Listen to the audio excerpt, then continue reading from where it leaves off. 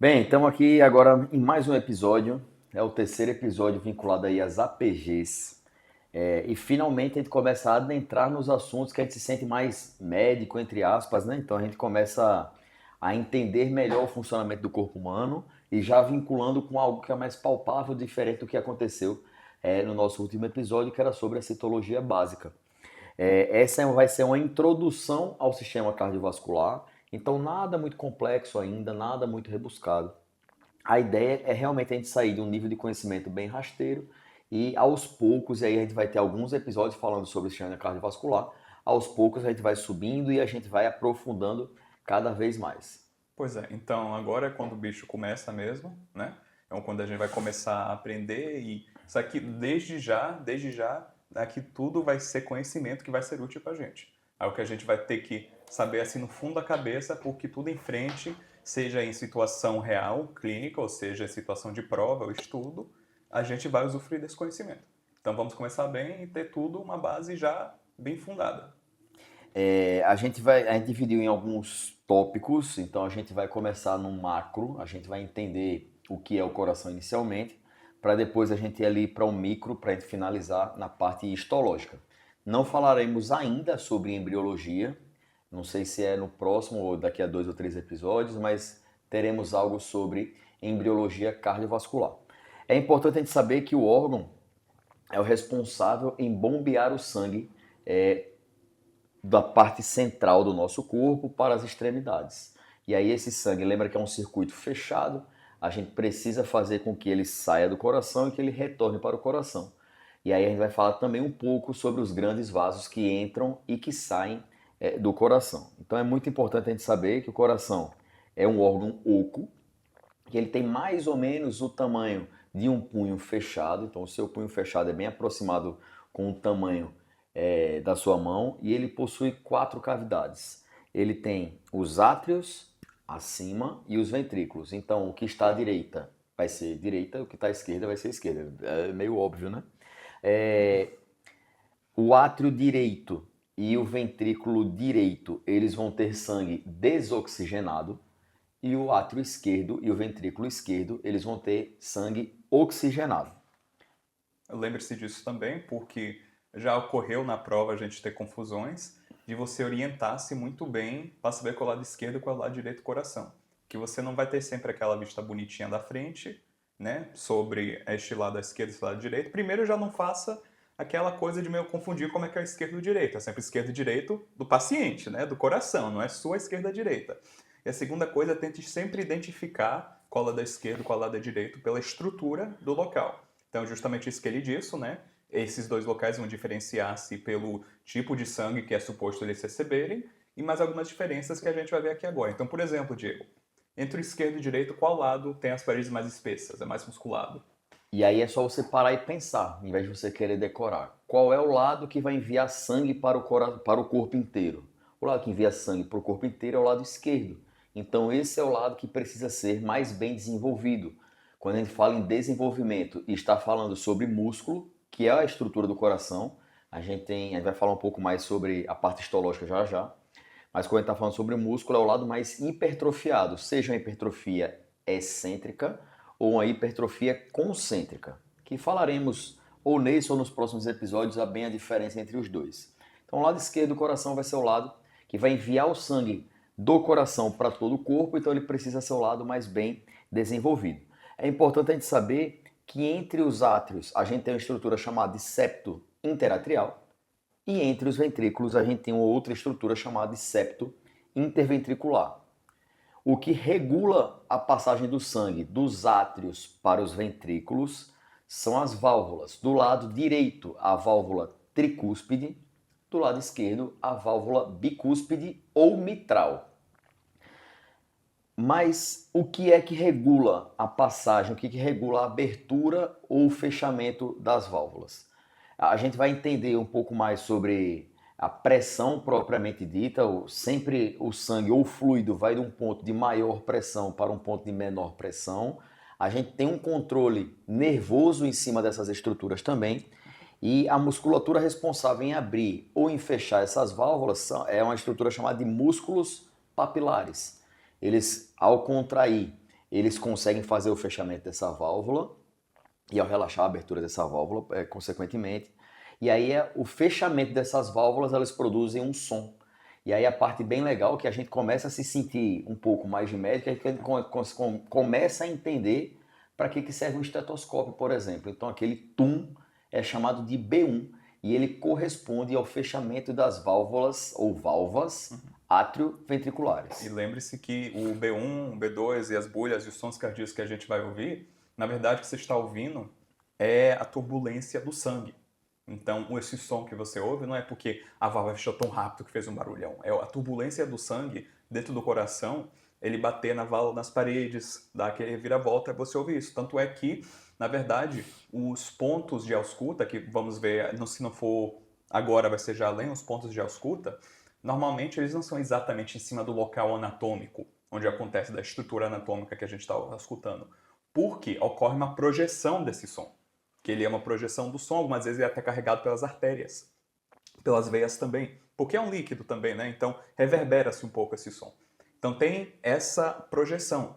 Então você vai ouvir nesses locais anatômicos depois os focos de ausculta, não vai ser em cima mesmo do ponto anatômico onde ocorre isso, porque a gente só está ouvindo a projeção do som. Tanto é que, quando formos ver ainda mais casos meio patológicos, né, B3 e B4, esses ruídos mais estranhos que a gente vai ouvir é porque tem uma certa função ou disfunção no coração, justamente que causa um ruído a mais, que causa o sangue mover de uma forma diferente, que causa outro ruído, né? E o nosso amigo aqui, Diego, sabe muito sobre a agulha B3, não é? A agulha B3, além de a gente poder ter alguma função, alguma disfunção, a gente também acaba tendo em pessoas que têm um histórico de atleta, tá ok? Então, não agora, acho que dá para perceber que não agora, mas eu já tive um volume de treino grande a ponto de conseguir desenvolver mais um som auscultável, que é o som da B3, que é justamente esse turbilhonamento de sangue e a saída dele dos átrios para os ventrículos. Não é um som tão comum de se encontrar, mas no meu caso, por exemplo, não é uma disfunção cardíaca. Acaba que foi por uma jornada de treinos e desenvolvimento cardíaco que acabou me dando esse pequeno presente chamado de B3, que é o terceiro som, a terceira bulha cardíaca. Mas qual seria a segunda bulha cardíaca? Quando o sangue sai do coração, então tem a contração dos ventrículos, ele é ejetado ou para uma artéria chamada de aorta, ou para as artérias que vão ser chamadas mais para frente de artérias pulmonares, mas nesse começo é o tronco pulmonar. Ele se divide para poder enviar o sangue tanto para o pulmão esquerdo quanto para o pulmão direito.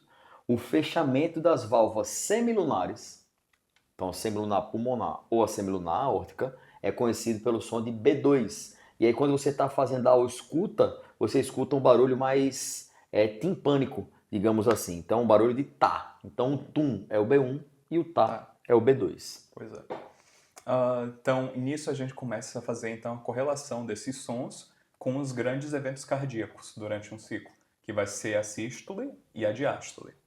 Então, Diego, como você já sabe muito do coração, qual vai corresponder à sístole em geral e qual vai corresponder à diástole em geral?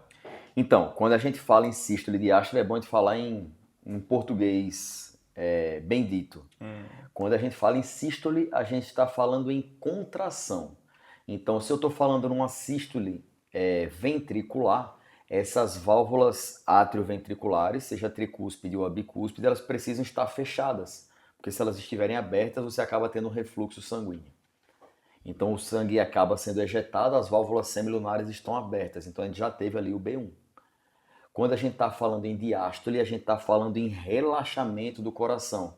Então, as válvulas semilunares, elas precisam estar fechadas para poder esse sangue vir para o ventrículo e continuar esse ciclo cardíaco. Então, a gente fala ali principalmente sobre B2. Pessoal, lembra que, apesar de a gente estar falando em B1 e B2, nessa primeira APG é bem importante a gente conseguir entender o funcionamento, o que é a estrutura propriamente dita. Algumas pessoas podem ter um pouco mais de dificuldade, apesar de ser o tipo de assunto cobrado no vestibular, por exemplo. Sabemos que não é um vestibular que fala, oh, minha nossa, que vestibular, né? Então, é importante a gente saber que, meu irmão, tem uma base do que vai ser estudado e você ir aprofundando cada vez mais aquela base que tá sendo discutida. E aí, sobre uma anatomia bem básica de coração, tem muito mais coisa a ser vista no coração, como trabéculas cárneas, como forame oval ou fossa oval, enfim, os ósteos, todas as coisas serem discutidas, mas assim, com uma ideia de introdução à anatomia do coração, talvez a gente tenha conseguido falar bem sobre essas estruturas. A voz da consciência vai fazer um aí dentro. É porque, tipo assim, a gente falava muito sobre isso, eu não sei se vocês lembram, mas quando a gente estava estudando a anatomia do coração, a gente via a imagem todos os dias. Por mais que a gente tivesse, sei lá, estudando RAM, mas todos os dias a gente falava sobre a estrutura do coração e a gente via. Uma coisa que eu fiz foi colocar, imprimir e colocar na minha parede. Todos os dias eu via a anatomia do coração. Por quê? Porque futuramente isso vai lhe ajudar a responder questões que, ainda que você esqueça o funcionamento, mas anatomicamente, se você tiver na sua cabeça e parar um pouquinho, você vai poder responder a questão. E aí é isso que Bruna está falando sobre ver todos os dias. Cara, por mais que a gente esteja conversando aqui, tentando dar um panorama do que é, do que não é, se a gente fosse refazer só em um, a gente ia ter que estudar anatomia pra caralho Tudo de de novo. novo. Porque assim, anatomia é o tipo de coisa que é muito de memória fotográfica, de localização topográfica, são nomes bem específicos. Aí algumas coisas de medial, de lateral e tal, é bem anti-burro, eu diria. Mas outras coisas não. Então, assim, outras coisas você às vezes vai precisar entender. Meu irmão, a fossa oval, por exemplo, quando você entende como acontece todo o mecanismo de septo primário, de septo secundário, de Forame oval. forame primário, forame secundário, forame oval, qual é o funcionamento, como é que acontece a circulação fetal e como é que acontece a Pós-natal. circulação pós-natal. E aí você começa a entender literalmente ali o porquê das estruturas. E o que o Bruno estava falando sobre imagem, aqui está falando bastante sobre os vasos que irrigam o coração, mas vocês conseguem inclusive encontrar a função. Ô Bruno, vê se você acha alguma imagem do coração seccionado.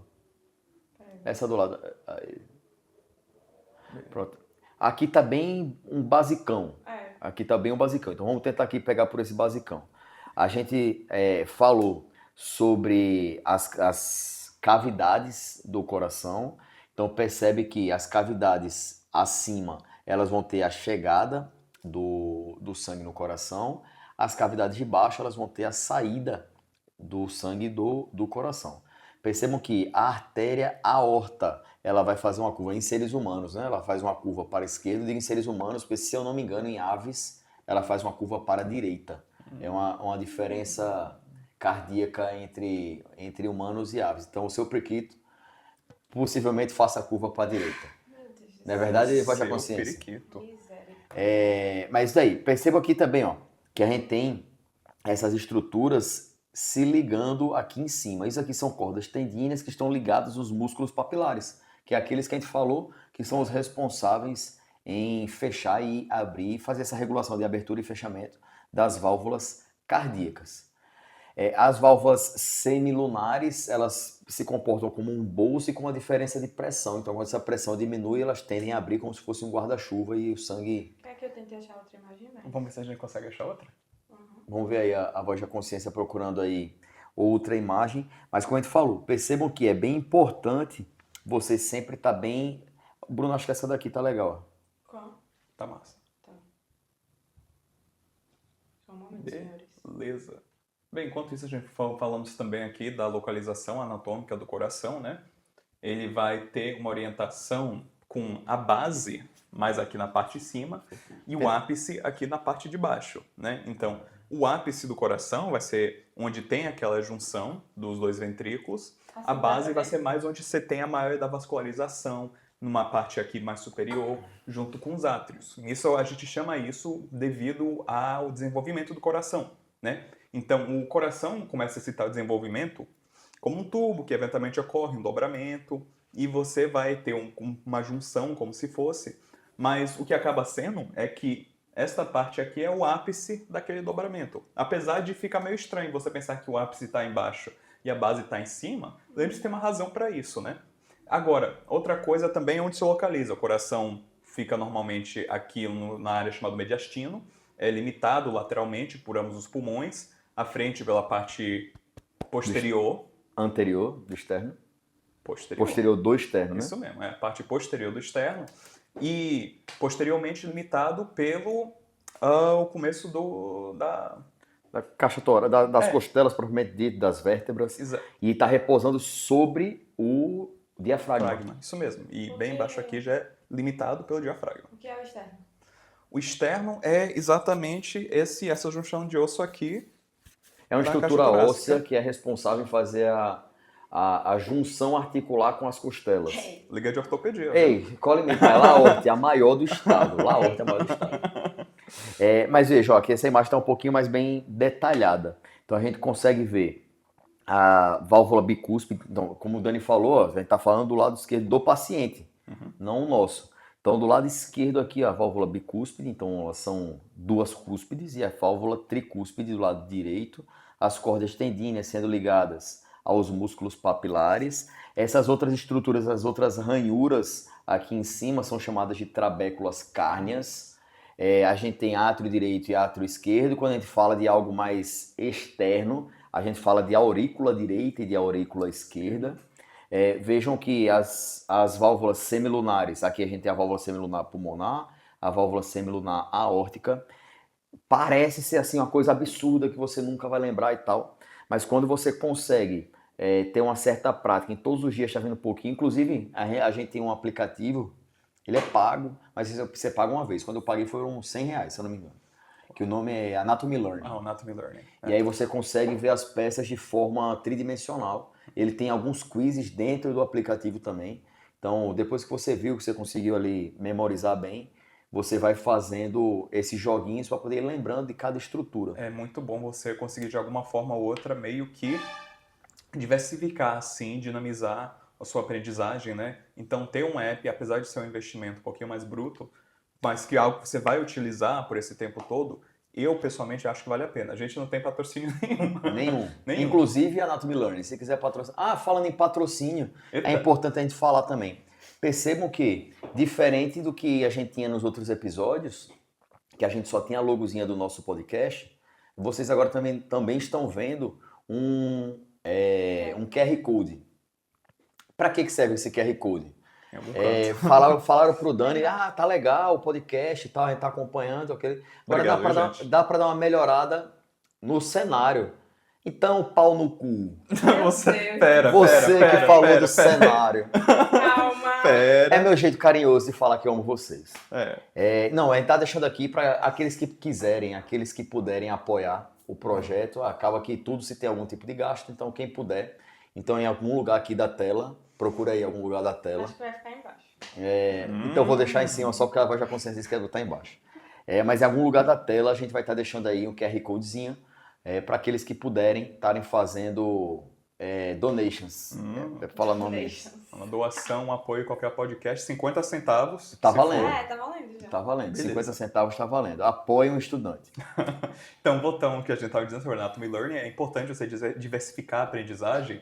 E o que ajuda bastante em termos anatômicos, assim, para você decorar, é aquela repetição. Aquela repetição de eu não sei, eu vejo o local, lembrei o nome, bam. Eu vejo o local, lembrei o nome, bam. E quiz assim, um teste assim, ajuda bastante. Então, pessoalmente, eu acho que vale a pena, né? E aí, ainda falando sobre anatomia, mas saindo um pouco mais da estrutura muscular do coração, a gente fala sobre os vasos. Pode deixar aí mesmo, Bruno. Pode Aqui deixar tá aí. ótimo, aqui tá ótimo. E aí vejam que a gente consegue visualizar a saída de alguns desses vasos ou a chegada de algum desses vasos e como é que funciona estruturalmente. Lembra que eu falei que o que sai do coração é artéria e o que entra no coração é veia. Pergunta de prova. Toda artéria carrega sangue oxigenado? Resposta, não. Por quê? Lembra que a aorta, por exemplo, ela sai do coração. Estamos com sangue oxigenado. Então essa artéria aqui, ó, ela sai do coração e ela carrega sangue oxigenado. Dentro da aorta ela tem dois ósteos, que são os ósteos coronários, que com a diferença de pressão, ele acaba tendo, e com o fechamento da válvula aórtica, acaba tendo a irrigação das artérias coronárias, ó, que são essas aqui, ó, essas vermelhinhas aqui. Ou seja, isso aí teve uma questão de prova que a gente teve isso. A alimentação das artérias, da circulação coronária, das artérias coronárias, acontece na diástole. Na diástole. Na sístole ela está indo para o corpo inteiro, na diástole está indo para as artérias coronárias. É importante a gente dizer que esse tipo de imagem é bem legal para estudar, mas na prática não tem vermelhinho e azulzinho não, tá? Eu tive a experiência de estar em uma cirurgia ontem de pelve, e aí você precisa fazer ali a dissecção e afastando ali os tecidos e tal. E aí quando abre, assim, é tudo vermelho. E o cara, como assim não tem aquela artéria azul, não tem a veia azulzinha? Como é que isso funciona? E sim, você precisa ter assim uma topografia anatômica muito bem definida na cabeça.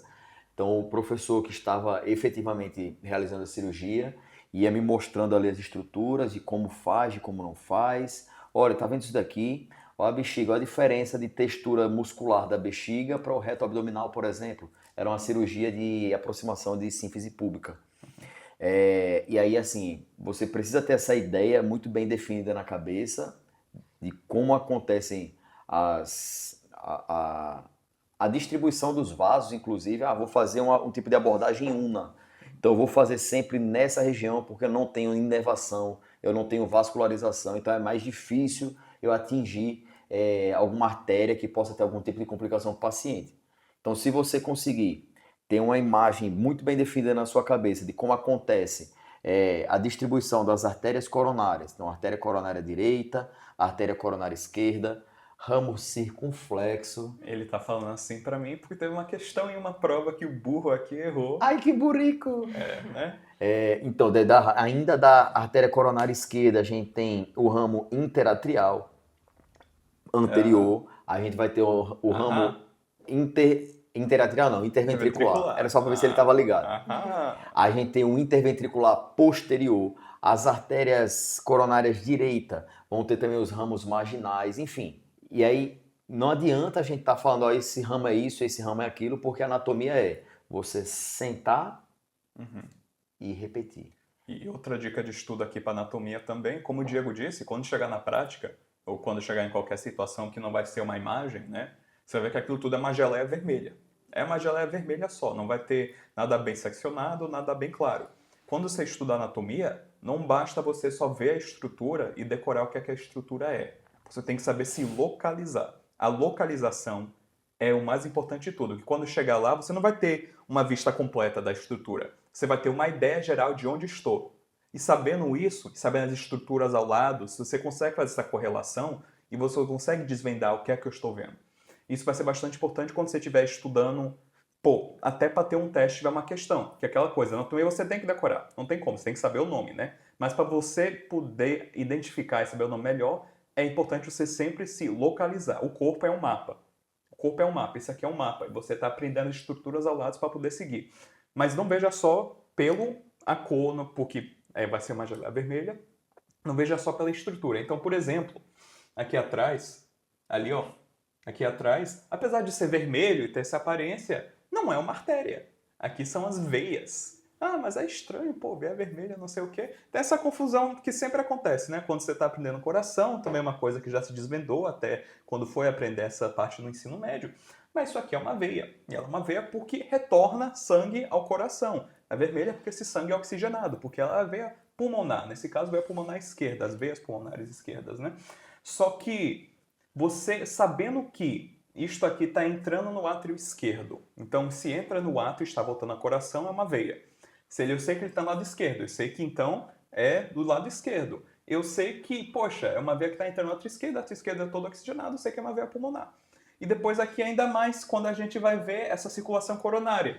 Mais fácil. Eu sei que ela está entre um ventrículo e outro. É o quê? Interventricular. Eu sei que ela está na parte anterior do coração. É o quê? Interventricular anterior. E depois aí em diante, se for quiser aprender cada ramo, poder para você. Que é bom você aprender. Mas o importante é isso. Primeiro, antes de tentar só decorar na força, na marra, você tente sempre, antes de fazer qualquer coisa na anatomia, pare, localize-se, correlacione com as estruturas ao lado, porque vai ser importante quando chegar na prática, quando chegar em qualquer situação, a identificação vai ser difícil, mas com isso você já reduz muito assim a sua chance de erro. Você sabe onde está, você sabe mais ou menos o que eu tenho que dizer. Isso tudo vale bastante quando se fala de anatomia.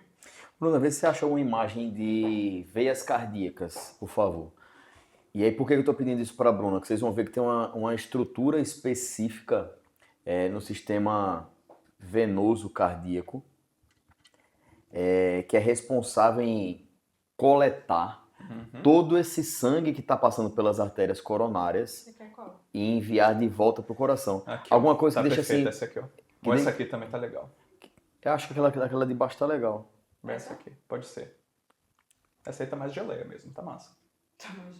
Aí, ó, como tá. E Tá aí, em inglês. Diego, essa daí Ainda tá em inglês, menino. Mas o meu ortopedista Ei, aqui, cola ele em mim, sabe. pai, que aqui é trilingue, Só português, momento, inglês e né? bosta. Então, ó, percebam que a gente tem veias que sempre vão estar saindo. Deixa eu corrigir. Que, de uma forma geral, estarão saindo do ápice em caminho à base do coração. Do ápice indo para a base do coração. E aí essas veias vão ter nomes diferentes. Elas vão carregar de forma diferente, como o Dani falou. Talvez seja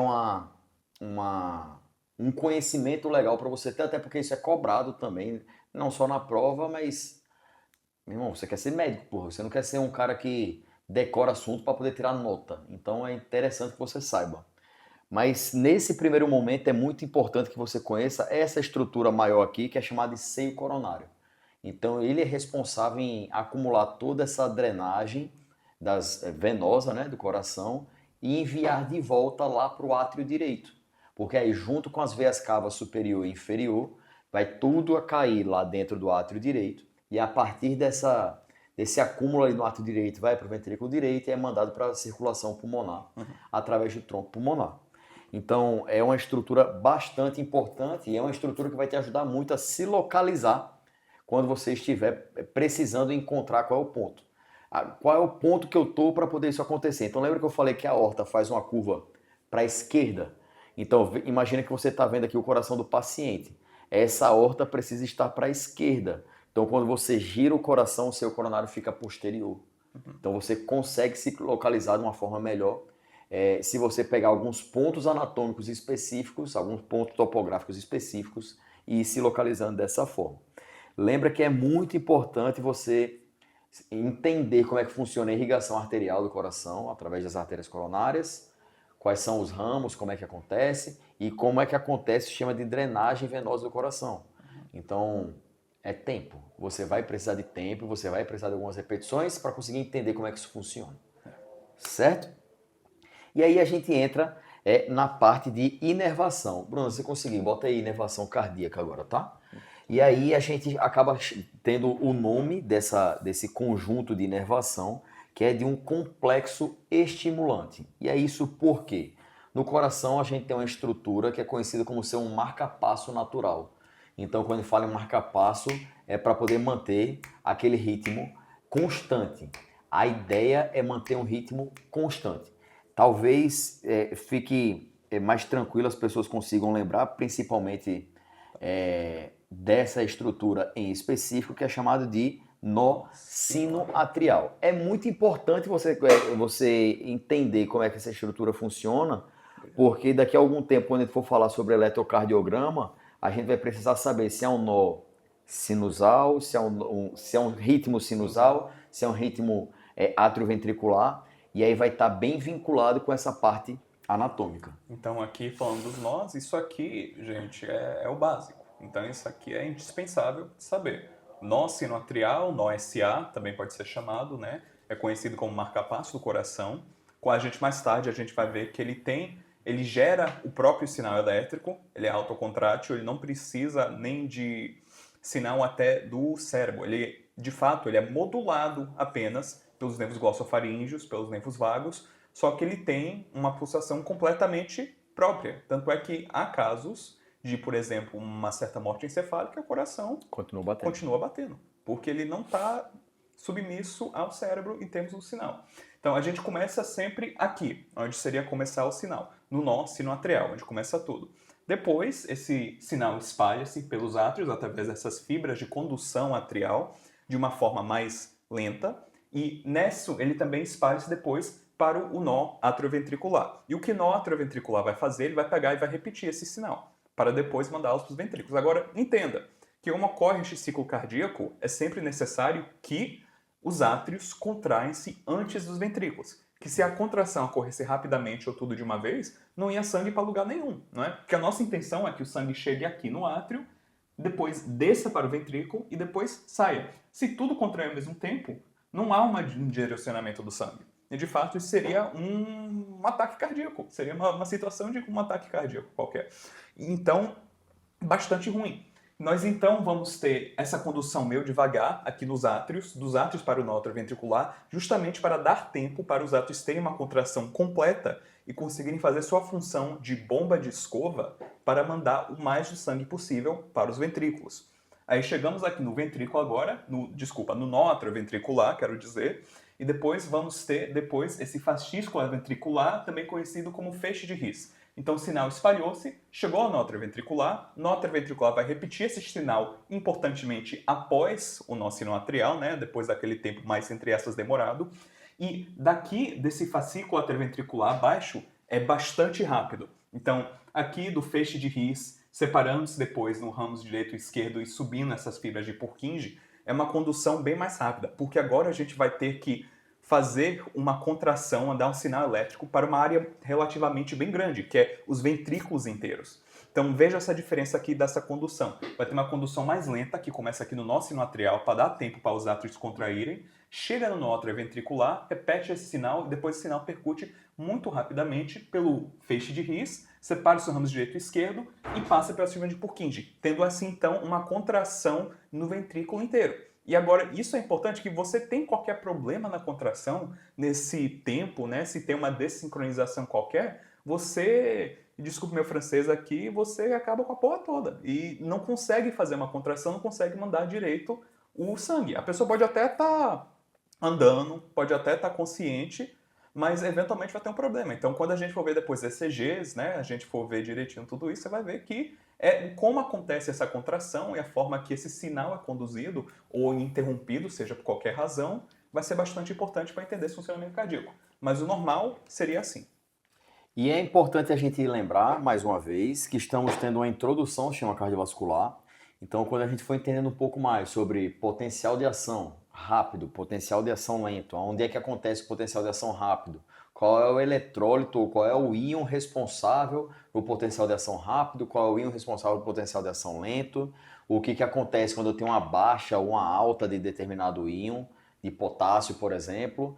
Então, enfim, a gente vai conseguir adentrar cada vez mais nesse tipo de assunto e ter um entendimento cada vez mais profundo do que está acontecendo aqui. É muito importante a gente saber que isso que o Dani estava falando está diretamente relacionado a potencial de ação. Então, o potencial de ação dessa estrutura de inervação é o potencial de ação autoexcitável. Então, quando ele chega em determinada carga, em determinada voltagem, ele dispara. E aí, quando ele bate uma voltagem mais alta, ele cai de novo. E aí, sempre ele vai ficar dessa forma. Ele sempre vai ficar dessa forma, diferente das fibras contráteis, que vai ter um funcionamento diferente. Vai ser um funcionamento diferente. Quando a gente fala em músculo cardíaco, em músculo estriado cardíaco, a gente está falando de contração involuntária. E aí a gente vai entender um pouco melhor daqui a pouco quando a gente falar da histologia do miocárdio e a gente falar sobre os discos intercalares, sobre os gap junctions. Aí a gente vai conseguir entender um pouco melhor o porquê que isso é involuntário e porquê que ele acaba disparando de uma vez só. A gente tem um sistema autossômico no coração, então estimulado tanto pelo simpático quanto pelo parasimpático. Quando a gente fala de parasimpático, a gente está falando dos nervos vagos, direito e esquerdo. Quando a gente está falando do sistema autonômico simpático, a gente está falando do tronco simpático, dos nervos glossofaríngeos, para poder a gente conseguir fazer com que, no simpático, aumente a frequência cardíaca, aumente ali a força de contração, a contratilidade cardíaca, e no parasimpático, justamente o oposto. E aí a gente entra é em histologia, que é a parte ali do micro, que normalmente é a parte que dá aquela bagunçada maior na cabeça, porque ela não tem não é tão palpável como quando a gente fala ali do miocárdio, quando a gente fala das cavidades ali propriamente ditas, tá? E aí, voz da consciência, coloca aí uma imagem, por favor, do pericárdio. Do pericárdio. O pericárdio, quando fala de pericárdio, é a camada mais externa do coração. Ele se subdivide basicamente em dois. O fibroso, que é o mais externo de todos, e o seroso. O seroso fica um pouco abaixo dessa camada fibrosa e ele também se subdivide em duas partes, o parietal e o visceral. O visceral é conhecido também como epicárdio. Essa aqui é qual, imagem? Essa aqui tá legal. Essa? É conhecido como epicárdio. E qual é a função do epicárdio?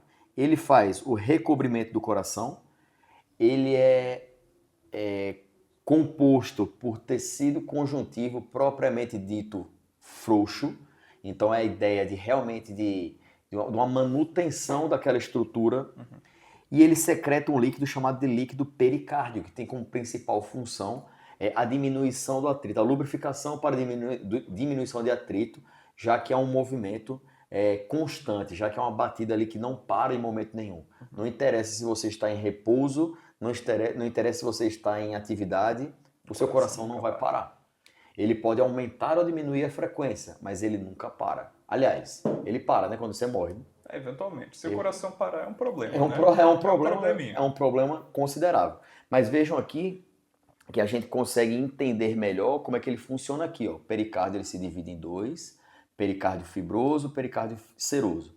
O seroso ele se divide em mais dois. Ó. O parietal é um pouco mais externo e o visceral vai ser aquele que vai estar em contato direto, entre aspas, aí, com o miocárdio. É justamente nessa estrutura que a gente vai ter esse aumento de lubrificação para poder a gente conseguir diminuir o atrito e manter uma função cardíaca ótima. E aí a gente entra no miocárdio propriamente dito. Então, voz da consciência, uma vez mais. Faça aí a função. E aí, quando a gente fala em miocárdio, vamos tentar fazer a leitura do nome, como o Bruna falou, acho que no segundo episódio, não lembro. Mio, sempre que a gente fala em mio, a gente está falando em músculo. Vamos ver esse aí, como é que tá. Esse tá Não, esse aí tá mais de estrutura, era bom de... Você queria ver tipo a histologia? Esse daqui tá legal. Esse tá. Por acaso tá legal. Esse mesmo aqui tá massa. Só um momento, esse. Quando a gente fala em miocárdio, mio, a gente está falando de músculo, cardíaco. Coração. Então é um músculo cardíaco. Não era essa não, essa aqui, ó. Essa aqui é essa mesmo. Foi mal, eu tava olhando. Tcharam. Bom, aí vejam que essa imagem está bem legal. Agora, que a gente En español, yo hablo un poquito de español, pero no es perfecto. Peraí, deixa eu ver. Então a gente está falando de músculo propriamente dito. E essa camada, o miocárdio propriamente dito, é a camada mais espessa do coração. Ela é a que contém as fibras contráteis do coração. É muito parecido com o músculo esquelético, só que ele tem uma característica... Pode só aqui mesmo. Essa tá massa. Pode deixar assim mesmo, assim tá bom, assim tá bom. É isso aí. Então, ó, Temos aí. lembra que tá em espanhol, tá? Então, assim, pode ser que a nomenclatura mude um pouquinho do que tá escrito aqui, tá? Pared del corazón. Mas os Coração. cardiomiócitos, que são a célula contrátil do coração, ela vai ter 1 ou 2 núcleos. E aí percebam que a gente tem umas barrinhas mais escuras, ó. Umas barrinhas mais escuras. Essa daqui é a responsável em fazer com que o impulso elétrico passe de um cardiomiócito para outro. Então são os discos intercalares, a região inteira chamada de gap junctions. Então é responsável em transmitir esse impulso elétrico de um lado para o outro. Se não fossem essas estruturas aqui, não seria possível a gente fazer com que esse impulso passasse de forma simultânea entre um cardiomiócito e outro. A gente não teria uma forma coordenativa de contração cardíaca. Então lembre-se que a condução nervosa também é um sinal rápido, mas justamente pela sua importância de você ter essa contração acontecer basicamente sincronizada através daquela área inteira do ventrículo, e uma importância muito maior do que em qualquer músculo esquelético que você tem. Então, tem esses gap junctions com os íons intercalares que permitem a passagem quase livre dos íons. Nesse caso, se não me engano, seriam os íons de cálcio. Cálcio. Os íons de cálcio, para desencadear esse sinal e a contração de um músculo de uma célula, né, para outra. Então, isso você não vai encontrar esses gap junctions em músculo esquelético normal. E quando chegar numa parte histológica, que você tem que fazer diferenciação, você tem que começar a identificar essas estruturas, como é que eu sei que isso aqui é um músculo cardíaco? Uma das maiores estruturas que você vai querer identificar é justamente essa gap junction que permite essa passagem livre, quase contínua, dos íons. E aí outra característica bem importante desse tecido muscular é que ele é um tecido muscular rico em mitocôndrias. Então lembra que a gente falou lá na nossa PG sobre citologia que a mitocôndria é a casa de força. Então ela que é responsável em estar gerando energia o tempo inteiro. Outro ponto bastante importante é que a tendência natural de uma musculatura rica em mitocôndrias é ter um aspecto mais avermelhado quando comparado com a musculatura que não tem essa quantidade rica de mitocôndrias. Também está diretamente relacionada à mioglobina. E aí a mioglobina, não só a mioglobina, né, mas a troponina, sobretudo a troponina C, ela é um dos indicadores também sanguíneos para infarto agudo do miocárdio. Então, é mais uma importância da gente saber lá daquela primeira PG sobre citologia e relacionar com todos os outros conhecimentos os quais nós vamos construindo com o passar do tempo. E aí a gente entra no último ponto histológico, que é o endocárdio. Está aqui então, presente também. Perceba que ele está aqui no final, mas vamos ver se a gente consegue encontrar uma imagem que deixe um pouco mais... Essa aqui tá legal também, ó. Tá mais legal. nítido. Essa aqui embaixo, Bruna, Aqui, ó, Bruna. aqui no dedo do Daniel. Tá. Isso aí mesmo. A gente consegue ver todas as estruturas. Então, ó, vê que o endocárdio é a camada mais externa, é a camada mais interna. É revestido por endotélio, então o tecido epitelial simples pavimentoso. Olha o endocárdio aqui, ó. O miocárdio é o mais espesso, o endocárdio é o que vai estar em contato com a parte interna lá do coração, o epicárdio é aquela parte do pericárdio que vai estar em contato com o miocárdio e toda aquela parte externa a qual a gente já falou. Correçãozinha aí, o epicárdio vai estar em contato com o pericárdio. Não, com o líquido na cavidade. O líquido pericárdico. Exato. O líquido pericárdico. Mas eles estão separados. Lembre-se que é importante essa separação. Se o coração estivesse esfregando contra alguma coisa o tempo todo, você teria um coração todo arrebentado, né? Todo machucado. Então, o epicárdio ele não faz contato, supostamente não vai fazer com nada, só com líquido. E percebam que é uma estrutura muito fina, então assim, vai ser muito difícil conseguir encontrar um corte histológico que consiga mostrar a camada que está entre o endocárdio e o miocárdio, que é chamada de camada subendocárdica. Então é importante a gente saber que existe essa estrutura também, mas vai ser bem difícil a gente conseguir encontrar alguma estrutura, algum corte histológico que a gente consiga deixar isso bem nítido. Mas essa camada subendocárdica, ela é responsável em conter os vasos sanguíneos que irrigam toda essa musculatura, os nervos, então todas as terminações nervosas, e as fibras de Purkinje, que são aquelas que vão conduzir todo o sinal que começou lá no nó sinusal, passou pelo nó sinoatrial, e quando ela adentra lá na musculatura é pelas fibras de Purkinje. As fibras de Purkinje também têm um certo grau de autoexcitação, mas é algo muito sutil, é algo muito sensível, é mais uma ideia de uma sobrevida do que necessariamente uma manutenção da vida através das fibras de Purkinje. Uhum. Bem, e aqui a gente encerra mais um episódio. É muito importante a gente falar mais uma vez que somos estudantes, então podem ter inconsistências, pesquisem, estudem, tentem levar isso daqui como um roteiro de estudo, o que é que você pode se aprofundar, o que é que você pode estudar mais, o que é que você pode estudar menos, até porque, como a gente já falou algumas vezes, o conhecimento sempre vai ser individual.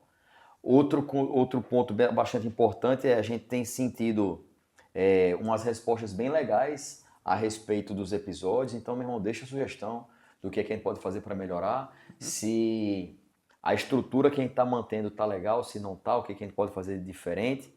Agora tem essa ideiazinha do QR Code. Meu irmão, eu poderia estar matando e estar roubando, né? Como o pessoal diz no... como o pessoal... como o pessoal fala dentro do ônibus, né?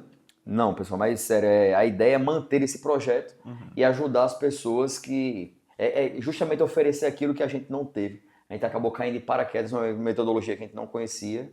E assim, o começo fica todo mundo muito assustado para poder saber como vai fazer ou o que vai fazer. Então, se você conseguir encaminhar esse vídeo para alguém, se você conseguir posta, marca a gente em rede social e conseguir fazer uma doação, vai ser de grande valia. Diga, voz da consciência. Só para lembrar que a gente é bem acessível, assim, eu sou meio antissocial, mas os meninos são muito acessíveis. E pode chamar, pode tirar dúvida, porque a gente sentiu muita falta disso. Assim, a gente realmente ficou muito perdido. Eu lembro que a primeira programada da gente parecia até que se a gente não passasse naquela prova, a gente ia morrer. Daí, fale com a gente nas redes sociais, enfim, que a gente vai ter o maior prazer em conversar com vocês, tá? Pois é. E nisso aí também, só para dar aquela sugestão, como sempre, faça um estudo mais aprofundado, né? Coisa que lhe interesse. E aqui uma sugestão minha, entenda direitinho o ciclo cardíaco. Né? Veja o ciclo cardíaco, se você quer chegar um pouco para ver na fase do potencial de ação, veja, não foque no momento, que não vai ser, você vai ter mais que tempo para poder focar nisso, não se preocupe, mas veja direito o ciclo cardíaco, se quiser se aprofundar na anatomia, possa ver também já as artérias coronárias, alimentação coronária e tudo isso, mas ache mais alguma coisa aqui, né, e procure, vá atrás, interesse-se, que você consegue, vai dar certo. E é isso daí, pessoal. Muito obrigado mais uma vez. Cheguei dando engrolada. O português. Muito obrigado, mas é porque eu tô acostumado no inglês. Meu bilíngue. Muito obrigado mais uma vez e valeu, até a próxima. Tchau, gente. Tchau, estudem.